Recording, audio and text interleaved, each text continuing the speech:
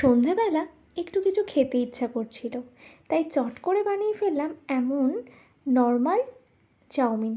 তো তার জন্য আমি গাজর, এখানে টমেটো, এখানে পেঁয়াজ, আর এখানে কুচনো আলু, আর এখানে দুটো লঙ্কা নিয়েছি। তারপরে যে চাউমিনটা আমি সিদ্ধ করেছিলাম সেটাই নামিয়ে আমি ঠান্ডা জলে ধুয়ে নিয়েছি। তারপরেই কড়াইতে একটু তেল দিয়ে আমি সমস্ত ভেজিটেবলসগুলো ভালোভাবে ভাজতে শুরু করলাম।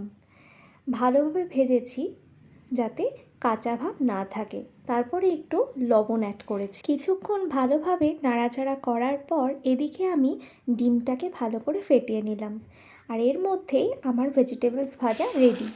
তারপরে কড়াইতে আমি ডিমটাকে ভালোভাবে ভাজতে শুরু করলাম এবং পুরো ছড়িয়ে দিলাম।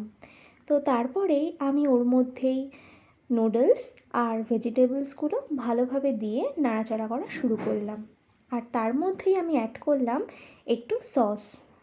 তারপরেই এখানে ম্যাগি মশলা ভালোভাবে দেওয়ার পর আমি খুব ভালোভাবে জিনিসটাকে আস্তে আস্তে কড়াইতে ভালোভাবে নাড়লাম, আর তারপরে দিয়ে দিলাম কুচনো লঙ্কা টেস্ট বাড়ার জন্য। আর রেডি একদম ঘরোয়া চাউমিন।